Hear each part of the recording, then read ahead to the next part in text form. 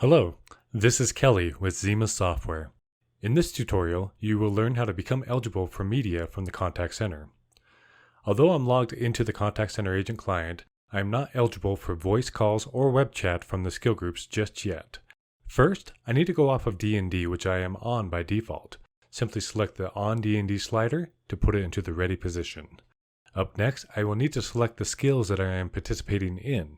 To do so, click on the icon underneath the ready slider, and then select the skills that you are actively participating in. Please note that this may not be available to you if your management has already decided that they do not want you to see these options. Finally, you need to select the channels.